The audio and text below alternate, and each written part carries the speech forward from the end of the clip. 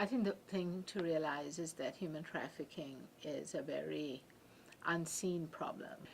So, because it's a hidden crime, it's really hard to say is this huge in Lincoln or not. But if the statistics are that every single year 200 to 300,000 children between 12 and 14 are taken to child prostitution, and now we're not talking about you know, your refugee kid that crossed the border and came over. No, we're talking about the girl next door. We're talking about the American girl, the girl who is going to, middle school. This girl is at risk of being trafficked. Then, out of that 200 to 300,000 children, there's quite a few from Nebraska. It's a worldwide issue. It's an epidemic, really, is what it is. But it's very silent. I don't know what words to use to describe what these girls go through.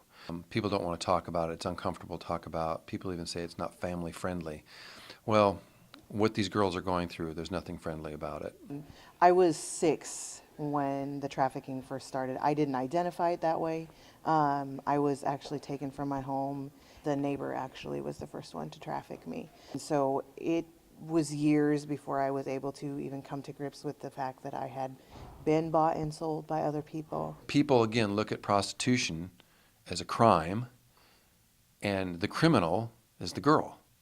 Well, no, the girl is the victim.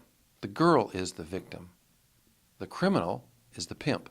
The criminal are the Johns, the men abusing them. For way too long, we have put the trafficking victims in a position where if they come forward, they stand a very realistic chance of being prosecuted. And that keeps the pimps and the buyers in that control, being able to continue to say, well, I'll just report you to the police, or if you don't do this for whatever, then you stand that chance of getting in trouble yourself.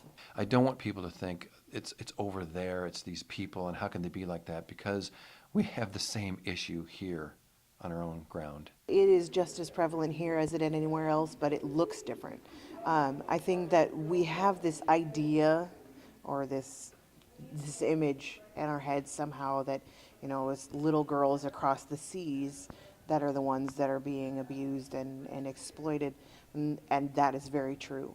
But the reality is that we also have corn-fed Nebraskan girls and boys who are being exploited here at home.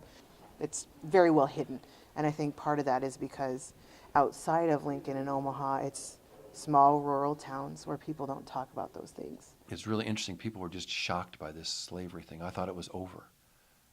No, it's not over. It's the worst it's been. I've been wanting to fight this and realize it's a tough place because there's so much money in it. It's a $32 billion industry.